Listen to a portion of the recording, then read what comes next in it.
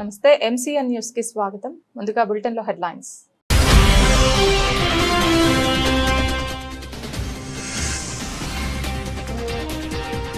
Philippines ను వణికించిన భారీ భూకంపం, పలు దేశాలకు సునామీ హెచ్చరికలు జారీ.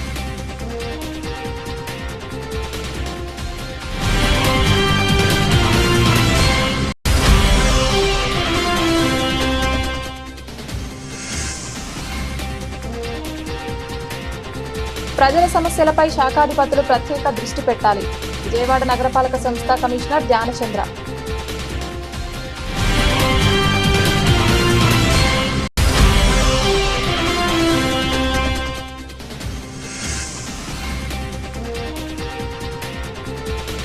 సిద్ధాంతంలో రైతులకు పట్టాదారు పాస్ పుస్తకాల పంపిణీ కార్యక్రమంలో పాల్గొన్న ముఖ్యమంత్రి.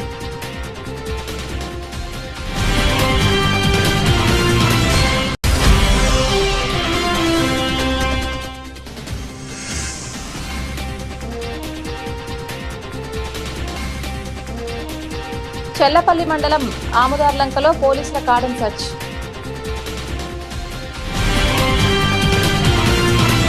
చిత్తూరు జిల్లా గంగాధర నెల్లూరు నియోజకవర్గం కూటమి ప్రభుత్వం అబద్ధపు హామీలతో మోసపూరితమైన మాటలతో ప్రజలందరినీ మోసగించి వెన్నుపోటు పొడిచి గద్దెనెక్కి 2 సంవత్సరాలు గడిచినా ఎటువంటి హామీలను నెరవేర్చక మోసం చేస్తున్న సందర్భంగా వైఎస్ఆర్ కాంగ్రెస్ పార్టీ పిలుపు మేరకు వెన్నుపోటు కూటమి ప్రభుత్వానికి 2 ఏళ్లు ఏర్పాటైన సందర్భంగా రాష్ట్ర మాజీ డిప్యూటీ సీఎం నారాయణ స్వామి గారు జీడీ నెల్లూరు నియోజకవర్గ సమన్వయకర్త కృపాలక్ష్మి పుత్తూరులోని మాజీ మంత్రి కార్యాలయంలో వారు మాట్లాడుతూ జీడీ నెల్లూరు నియోజకవర్గంలోని 6 మండలాల్లో కూటమి ప్రభుత్వ హామీలను నెరవేర్చాలని డిమాండ్ చేస్తూ శాంతియుత నిరసన తెలియజేయాలని కోరారు.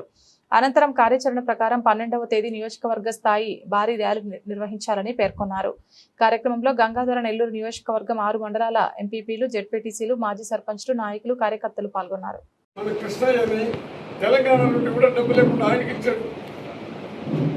మీకు అర్థమవుతున్నదా? డబ్బు లేని వాళ్ళకి రాజ్యసభ పంపించాడు, ఎస్సీని రాజ్యసభ పంపించాడు, బీసీలు యాదవులు రాజ్యసభ పంపించాడు. బాబురావు ఎస్సీ అన్ని రకాల. మరి ఆయన క్యాబినెట్ కూడా ఎట్లా వచ్చిందంటే ఒక ఎస్సీ డిప్యూటీ సీఎం అంటే మాలా మాదిగలు కూడా ఒక మాలా డిప్యూటీ సీఎం, ఒక మాదిగ డిప్యూటీ సీఎం, ఒక యాదవ డిప్యూటీ సీఎం, ఒక మైనారిటీ డిప్యూటీ సీఎం, ఒక ఎస్టీ డిప్యూటీ సీఎం, ఒక కాపు డిప్యూటీ సీఎం. క్యాబినెట్ కూడా ఏ విధంగా తీసుకున్నాడంటే ఎస్సీకి 5 మందికి ఇచ్చారు. దాంట్లో 3 మాల, 2 మాదిగ. చెప్పాల్సిన అవసరం చాలా మంది కాపులు అయితే 6-7 మందికి 9 మందికి ఇచ్చారు. గత ఎందుకు చెప్తుంటే అటువంటి వ్యక్తి ప్రతి ఒక్కరు అకౌంట్లో కూడా డబ్బులు వేశారు. మనకు ఏమైపోయిందంటే గౌరవం లేకుండా పోయింది, గౌరవం లేకపోయిందని ఒక మాట మాట్లాడి ఎన్ని అబద్ధాలు చెప్పాలని అన్ని అబద్ధాలు చెప్పేస్తున్నారు. మీరందరూ సైనికులుగా పనిచేయండి. ఎవరెవరు పనిచేస్తారో ఖచ్చితంగా మనమందరూ కలిసి వాళ్ళు బలమైన నాయకులు అంటారు. కులం ఎంత సాధ్యమైందంటే ఇప్పుడు చెప్పను. నేను అక్కడ మన 12వ తేదీ చెప్తాను, అక్కడ ఖచ్చితంగా నేను మాట్లాడతాను. దయచేసి మీరందరూ కూడా ముఖ్యంగా 12వ తేదీ వెన్నుపోటు దినం కాబట్టి అది ఎన్నుపోటుగా మనం తీసుకున్నాం కాబట్టి మనందరూ కూడా కొంత బాగా వచ్చారు. ముందు మొన్నైతే ఒక 10,000 మంది తీసుకొని వచ్చారు. అదే స్పందనలో ఏంటంటే మీకు చెప్పేస్తారండి. ఒకటి మాత్రం మీకు అందరికి చెప్తున్నాను, మీకు అందరికి తల వచ్చి నమస్కరిస్తున్నాను. మన నియోజకవర్గం మాదిరిగా లీడర్లు ఏది ఆశించకుండా 30-40 సంవత్సరాలు లీడర్లే నన్ను కాపాడినారు, ఓటర్లే నన్ను కాపాడినారు. నేను కంటిన్యూగా సమితి ప్రెసిడెంట్ అయినప్పుడు ఖర్చు పెట్టలా, ఎమ్మెల్యే ఉండేటప్పుడు ఖర్చు పెట్టలేదు. అదేవిధంగా మా పాపను కూడా మీరు కంప్లీట్గా ఆదరిస్తున్నారు. ఆదరణ అట్లే ఉంటే మీకు పాప ఎమ్మెల్యేగా కాదు, ఒక సేవకురాలుగా మీకు ఒక కూలి మనిషిగా పనిచేసేదానికి ఆమె ధైర్య సాహసాలతో ముందుకు వస్తుంది. లాయర్ అయింది, డాక్టర్ అంటే విజయోత్తరం డాక్టర్ అయింది. మీకు ఎలాంటి ఇబ్బంది లేకుండా ఒక కూలి ఆమె కూడా ఛాన్స్ ఇచ్చి చూడండి. ఎవరితో ఆమెకు కలుతుండదు. పని చేసినా పని చేయకపోయినా వాళ్ళందరినీ కూడా ప్రేమగానే చూస్తున్నది. కానీ మా పాప కూడా ఏమంటే పని చేసే వాళ్ళకి ఎక్కువగా ఇంపార్టెంట్ ఇచ్చి, అది మీకు తెలుస్తుంది. మీ గ్రామాల్లో మాధవరావు నీకు తెలుస్తుంది ఈ గ్రామంలో.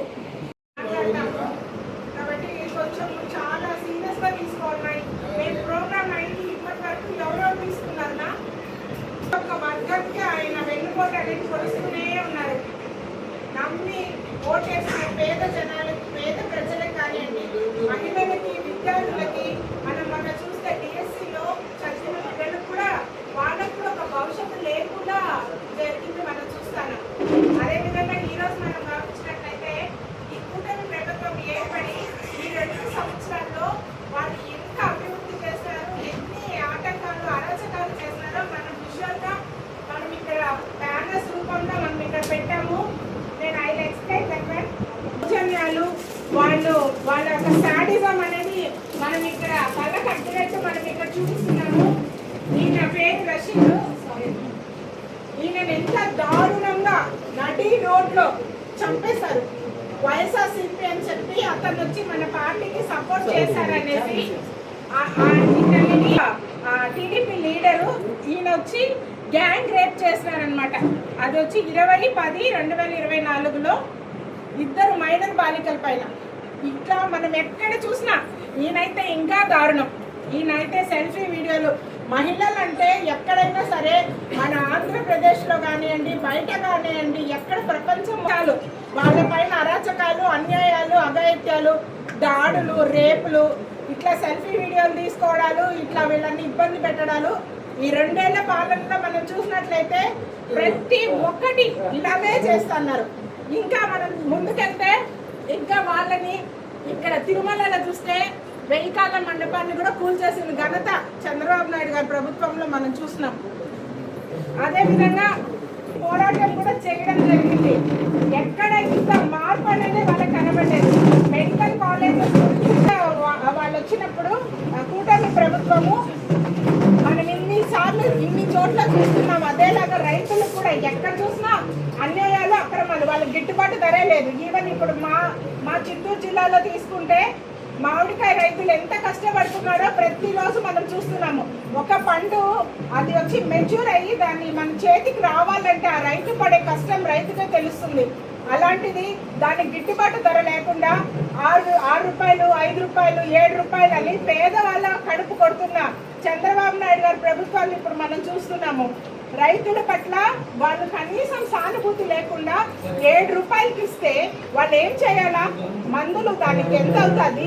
మనం ప్రాపర్గా ఫుడ్ తినాలంటే ఆ ఫుడ్ బాగుంటేనే మనం తినగలుగుతాము. అలాంటిది ఒక పండు బాగా ఎటువంటి ఇది లేకుండా కుళ్ళిపోకుండా రావాలంటే దానికి తగ్గ కేర్ తీసుకోవాలా. అంత కష్టపడి కేర్ తీసుకున్నా రైతులకు కూడా వీళ్ళు సపోర్ట్ చేయడం లేదు. అది కూడా మనం గమనించాలి. ఇక్కడ చెల్లపల్లి మండలం ఆముదార్లంకలో పోలీసులు కార్డన్ సెర్చ్. సరైన పత్రాలు లేని 18 బైక్లు, అక్రమంగా ఇసుక రవాణా చేస్తున్న 4 ట్రాక్టర్లు సీజ్ చేసిన వాహనాలను చెల్లపల్లి పోలీస్ స్టేషన్ కి తరలింపు. అవనిగడ్డ డీఎస్పీ ఆధ్వర్యంలో కార్డన్ సెర్చ్. పాల్గొన్న 2 సీఐలు, 6 ఎస్ఐలతో పాటు అవనిగడ్డ సబ్ డివిజన్ పరిధిలోని పోలీసులు.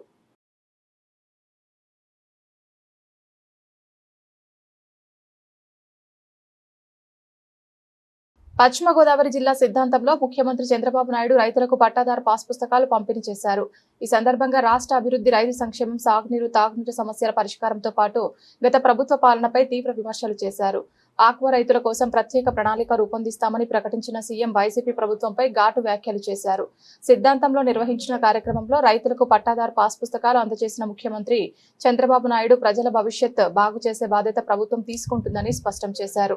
భవిష్యత్తులో తాగునీరు, సాగునీటి సమస్యలు తలెత్తకుండా చర్యలు తీసుకునే బాధ్యతను మంత్రి రామానాయుడికి అప్పగించినట్లు తెలిపారు. ఆయన కూడా ఎప్పుడు కూడా బీజేపీకి చాలా గట్టిగా పనిచేశాడు. అందుకే ఆయన సేవలు గుర్తుపెట్టుకొని ఎంపీ ఇవ్వడమే కాకుండా డబల్ జాక్పాట్ మంత్రిగా కూడా ఇచ్చారు ఆయనకు. ఇప్పుడు ఆయన ఇక్కడుండి మీ అందరి సమస్యలు పరిష్కారం చేస్తారని చెప్పి ఆశిస్తున్నా. ఇంకో పక్కన రెవెన్యూ సమస్యలన్నీ పరిష్కారం చేయడానికి రెవెన్యూ శాఖ మంత్రి అనగాని సత్యప్రసాద్ గారు ఈ పట్టాదారు పాస్ పుస్తకాలను ఆయన ఆధ్వర్యంలోనే మీకు ఇవన్నీ పరిష్కారం అవుతున్నాయి.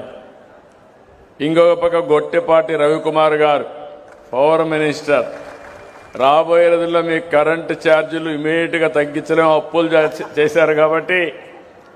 కానీ నాణ్యమైన పవరు, కరెంటు ఛార్జీలు పెంచకుండా మీకు మెరుగైన కరెంట్ అందించే బాధ్యత గొట్టెపాటి రవికుమార్ తీసుకుంటాడని చెప్పి కూడా నేను మీకు తెలియజేస్తున్నా.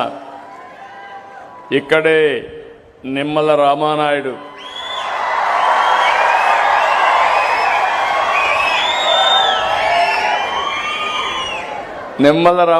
మీరు చూస్తే మామూలు ఎన్ని పదవులు వచ్చినా ఎల్లో షర్ట్ మాత్రం వదిలిపెట్టాడు. పెళ్ళప్పుడు కూడా ఎల్లో షర్టే ఉంటుంది. రెండోది సైకిల్ కూడా వదిలిపెట్టాడు. ఎక్కడికి పోవాలన్నా కారులో పోయే అవకాశం ఉన్నా సైకిల్ మీద తిరుగుతూ సామాన్య ప్రజల్లో ఒక్కడుగా నిరంతరం పనిచేస్తున్నటువంటి రామానాయుడు గారు. ఆయనకు ఒక పెద్ద బాధ్యత అప్పచెప్పాం. భవిష్యత్తులో నీటి సమస్య లేకుండా తాగడానికి, వ్యవసాయానికి, ఇండస్ట్రీకి నీళ్లు ఇచ్చే బాధ్యత ఆయన చేయాల్సిన అవసరం ఉంది. ఆ బాధ్యత అప్పచెప్పాం. ఇక్కడే ఎమ్మెల్యే పక్క నర్సాపురం ఎమ్మెల్యే గౌరవనీయులు బొమ్మిడి నారాయణ నాయక్ గారు ఒక వెనుకబడిన వర్గాల నుంచి వచ్చారు. మన జనసేన పార్టీ నుంచి వచ్చారు. వారు కూడా రాత్రింబగళ్ళు పనిచేస్తారు. వాడికి కూడా మనస్ఫూర్తిగా స్వాగతం. అదే మరి గౌరవ శాసనసభ్యులు ఉన్నారు. అనుకోని ప్రమాదాలు జరిగినప్పుడు కుటుంబాలు ఆర్థికంగా ఇబ్బందులు పడకుండా ఉండేందుకు ప్రతి ఒక్కరూ జీవిత బీమా తీసుకోవడం అవసరమని టీడీపీ యువనేత గద్దె క్రాంతి కుమార్ అన్నారు. ఇన్సూరెన్స్ ఉంటే క్లిష్ట పరిస్థితుల్లో కుటుంబాలకు కొంతైనా అండగా నిలుస్తుందని అన్నారు. విద్యుత్ షాక్కు గురై మృతి చెందిన సూర్యప్రకాష్ కుటుంబానికి పార్టీ తరపున ప్రభుత్వం తరపున పూర్తి సహకారం అందిస్తామన్నారు. ఇటీవల ఫుడ్ కోర్టులో జరిగిన విషాద ఘటనలో విద్యుత్ షాక్కు గురై మృతి చెందిన 18వ డివిజన్కు చెందిన పందిటి సూర్యప్రకాష్ కుటుంబ సభ్యులను టీడీపీ యువనేత గద్దె క్రాంతి కుమార్ రాణివారి తోటలోని వారి నివాసానికి వెళ్లి పరామర్శించారు. మే 28వ తారీఖున ఇందిరాగాంధీ మున్సిపల్ స్టేడియం వద్ద దురదృష్టవశాత్తు ఆ రోజు వానబడటం, అక్కడ జనరేటర్ నుండి వచ్చే వైర్లు షార్ట్ అవటం, అలాగే కరెంట్ షాక్ కొట్టి ఒక కుర్రాడు చనిపోవటం జరిగింది. సూర్యప్రకాష్ అనే కుర్రాడు 19 ఏళ్ల వయసు కుర్రాడే. మన నియోజకవర్గ ఈస్ట్ నియోజకవర్గ 18వ డివిజన్ నివాసులైన మురళీ గారికి ఒక అబ్బాయి ఒక అమ్మాయి. ఆ అబ్బాయి జస్ట్ ఎంటర్ అయింది. ఆ రోజు నైట్ బిర్యానీ తినడానికని వెళ్ళి ఇలాగా దురదృష్టవశాత్తు కరెంట్ షాక్ కొట్టడం జరిగింది. ఇమీడియట్గా గద్దె రామ్మోహన్ గారు స్పందించి కుర్రాడి ఫ్యామిలీ మొత్తానికి ఆధారం కుర్రాడే కాబట్టి ఏదో ఒకటి చేయాలని చెప్పి పూనుకున్నారు. సొంత నిధుల్లో నుంచి 1,00,000 రూపాయలు ఇమీడియట్గా తీసుకొచ్చి ఇవ్వమని నాకు ఆదేశాలు పంపించారు.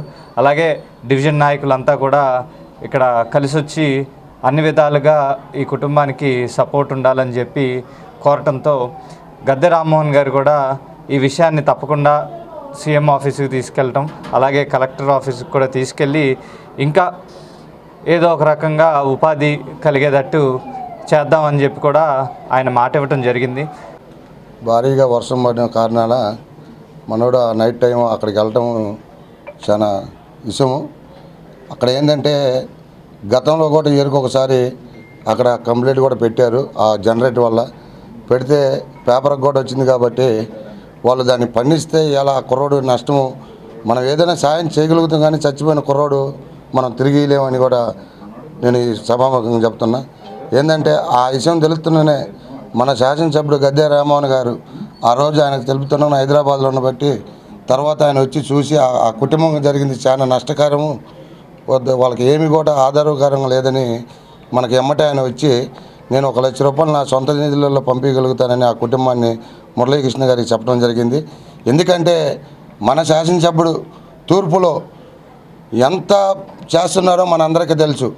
ఆయన మీద కావాలని కొంతమంది నాయకులు కానీ కార్యకర్తలు కానీ ఆయన్ను ఏదో అనుకుంటారు. ఎందుకంటే 2014లో ఆయన ఇక్కడ శాసనసభ్యుడు గద్దె రామ్మోహన్ గారు ఉండగా కూడా ఆయన కింద ఉన్న శంశాలు కార్యపేటలు అనేవాళ్ళు ఆయన విమర్శించే స్థాయికి వచ్చారు మొన్న దీని గురించి. ఎందుకంటే ఆయన చేసే పనులు ఎవరు తూర్పులో కాదు కదా, ఎక్కడ కూడా ఆయన చేసే మంచి అనేది ఆయనకు మాకు తెలిసి తూర్పు నియోజకవర్గం మా అదృష్టం ప్రకారం ఏంటంటే 3 సార్లు ఇక్కడ ఎమ్మెల్యేగా ఆయన మాకు కావటం, మా తూర్పు నియోజకవర్గ ప్రజలందరికీ కూడా అందరూ కూడా ఆయనకు కోటి దండాలు పెట్టవచ్చు. ఎందుకంటే ఇవాళ ఆయన సొంత నిధులలో మన ఇంట్లో మా నాన్న కూడా ఆపదలో ఉన్నామంటే ఒక 10 రూపాయలు చదివే స్థాయి కాదు.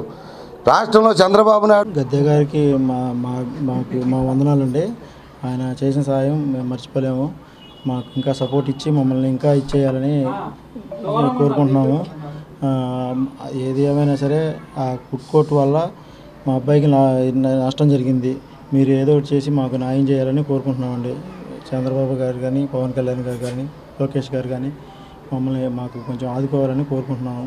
మాకు గద్దె గారి సపోర్ట్ కూడా ఉంది. దాని ద్వారా మాకు ఇంకా కొంచెం ముందుకి ఈ ప్రాసెస్ జరగాలని కోరుకుంటున్నామండి.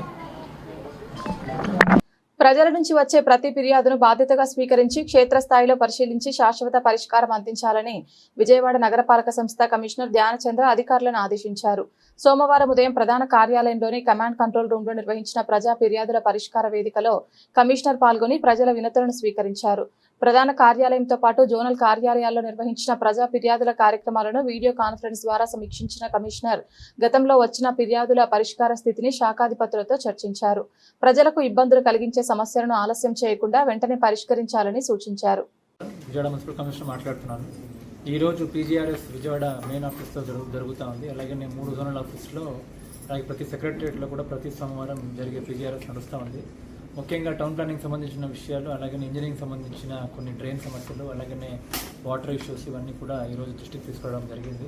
శానిటేషన్ సమస్య, అలాగే హౌసింగ్ ఇష్యూస్. సో దాదాపుగా 336 అప్లికేషన్స్ లాస్ట్ వీక్ రావడం జరిగింది. ప్రతి అప్లికేషన్స్ కూడా వితిన్ ఎస్ఎల్ఏ పీరియడ్ డిస్పోజ్ చేయడానికి ఎంటైర్ అధికారిత యంత్రాంగము, హెచ్ఓడీస్ ఉండొచ్చు, అలాగే జడ్సీస్ ఉండొచ్చు, అందరూ కూడా కృషి చేస్తున్నారు.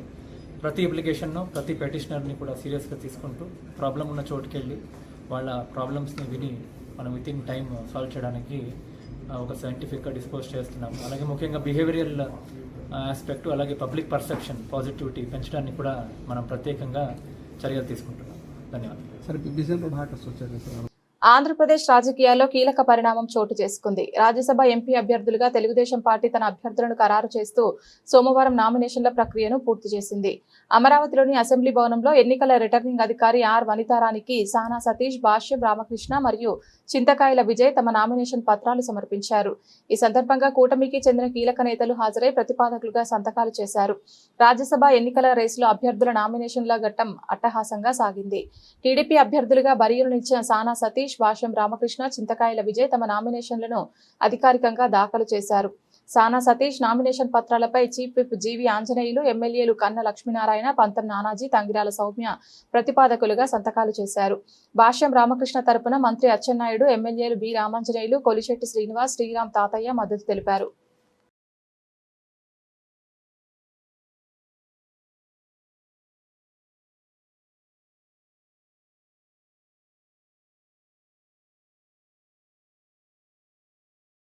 కేంద్ర ప్రభుత్వం అడ్డగోలుగా పెంచుతున్న పెట్రోల్, డీజిల్, గ్యాస్ ధరలకు వ్యతిరేకంగా మంగళవారం ఉదయం 10 గంటలకు రాణిగారి తోట సమీపంలోని నేతాజీ వంతెన వద్ద భారీ నిరసన చేపట్టనున్నట్లు ఐఎఫ్టీయూ ఎన్టీఆర్ జిల్లా అధ్యక్షులు వెంకటరమణ, నగర కార్యదర్శి మీరావళి వెల్లడించారు.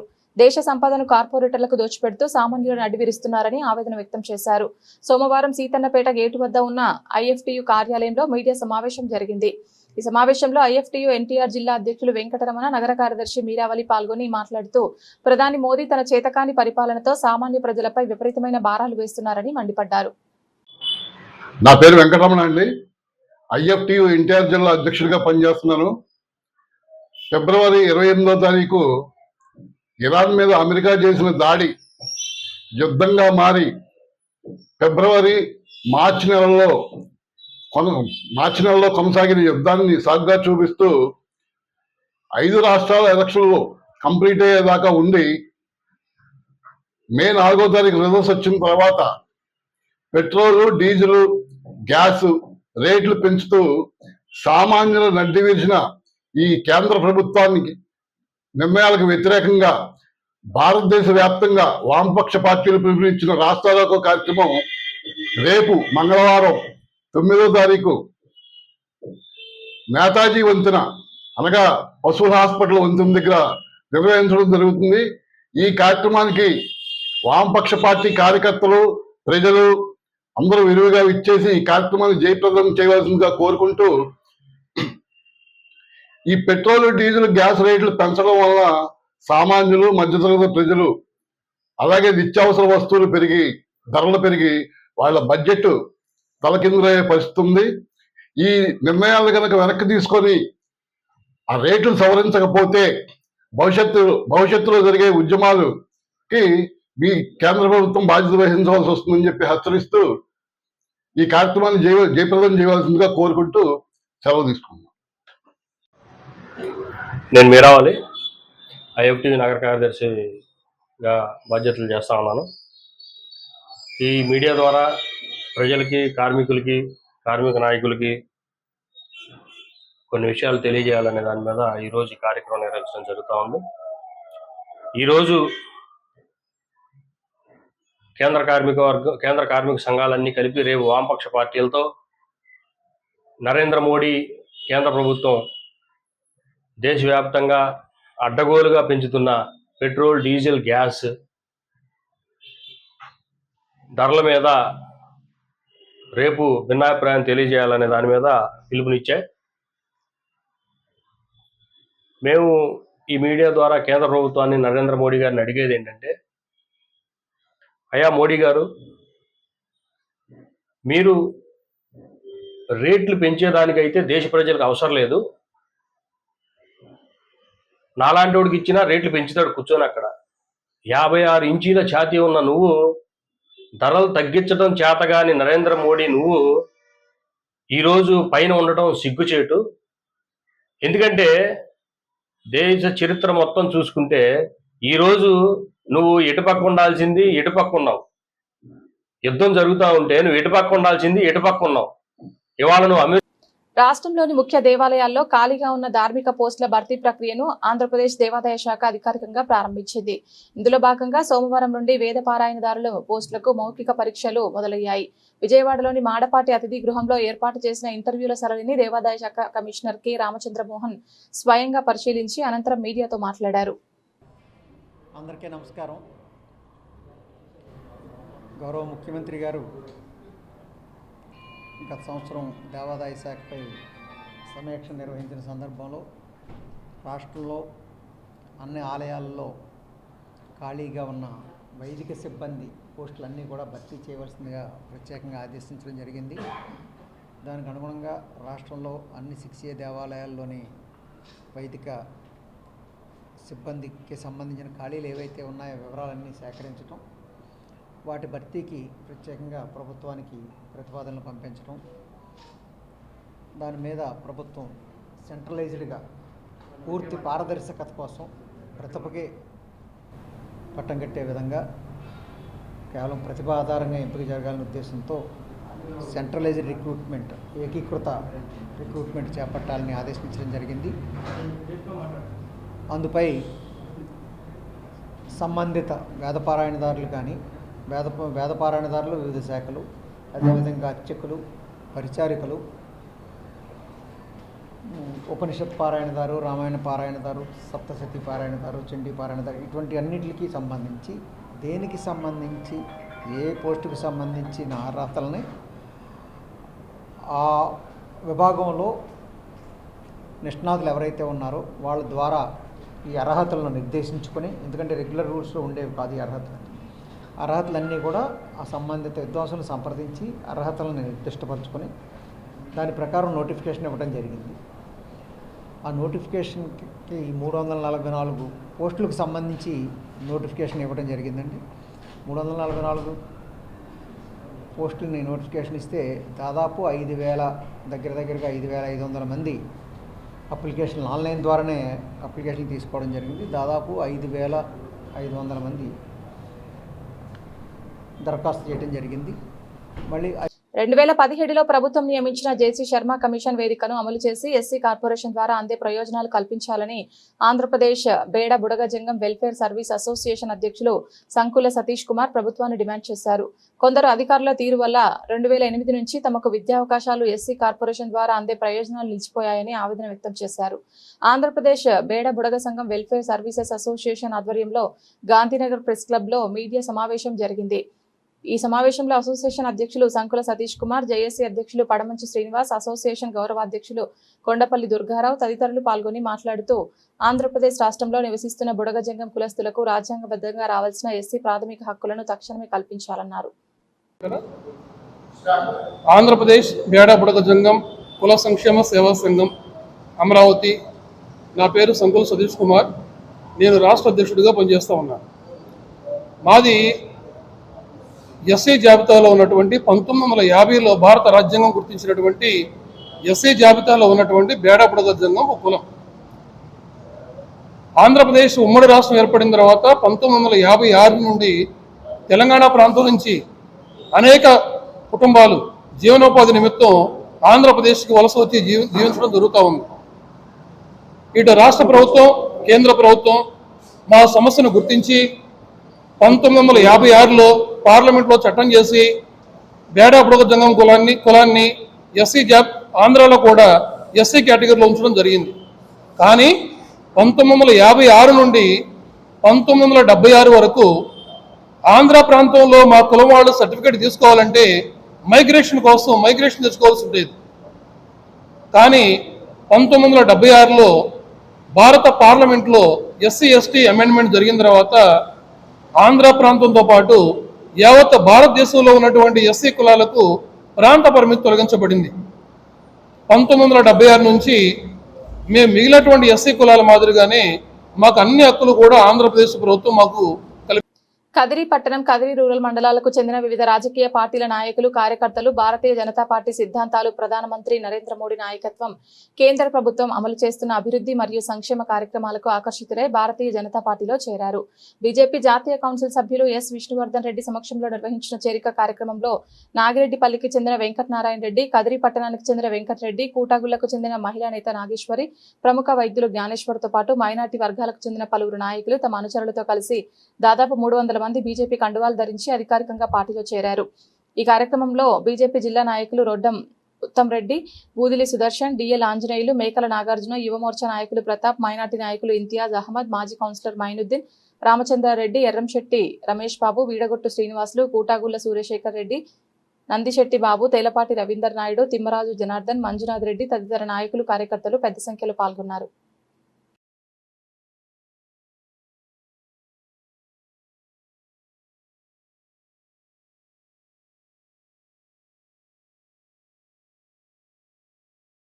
పసిఫిక్ ప్రాంతాన్ని భారీ భూకంపం వణికించింది. ఫిలిప్పైన్స్లోని మిండానావ్ ప్రాంతంలో సంభవించిన శక్తివంతమైన భూకంపం కారణంగా సునామీ ముప్పు పొంచి ఉందని అధికారులు హెచ్చరించారు. పలు దేశాల్లో అత్యవసర చర్యలు చేపట్టగా తీర ప్రాంత ప్రజలను సురక్షిత ప్రాంతాలకు తరలిస్తున్నారు. పసిఫిక్ ప్రాంతం మరోసారి భారీ భూకంపంతో వణికిపోయింది. ఫిలిప్పైన్స్లోని మిండానావ్ ప్రాంతంలో ఈ రోజు తెల్లవారుజామున సంభవించిన భూకంపం రిక్టార్ స్కేల్పై 7.8 తీవ్రతతో నమోదైంది. భూకంప ప్రభావంతో పలు భవనాలు దెబ్బతిన్నట్లు సమాచారం. ప్రాథమిక వివరాల ప్రకారం ఒకరు మృతి చెందగా పలువురు గాయపడినట్లు తెలుస్తోంది.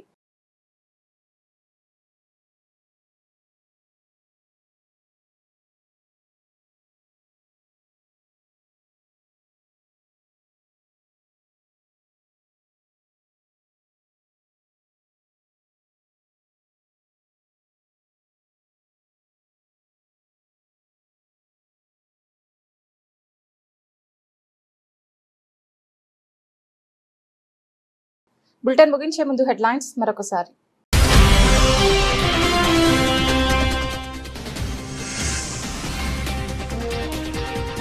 ఫిలిప్పైన్స్ ను వణికించిన భారీ భూకంపం, పలు దేశాలకు సునామీ హెచ్చరికలు జారీ.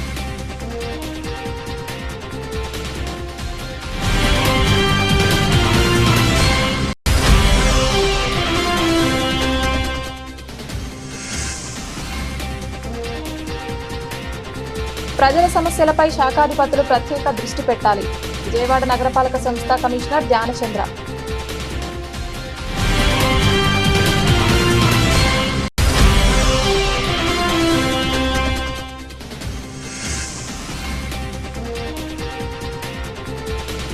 సిద్ధాంతంలో రైతులకు పట్టాదారు పాస్ పుస్తకాల పంపిణీ కార్యక్రమంలో పాల్గొన్న ముఖ్యమంత్రి.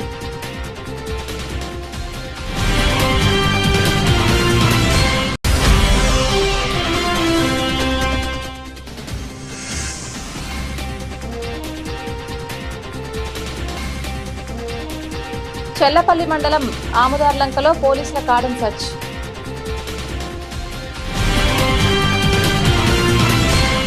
ఇది ఇవాల్టి బులెటిన్. తిరిగి మరొక బులెటిన్లో మళ్ళీ కలుద్దాం. అంతవరకు సెలవు. నమస్కారం.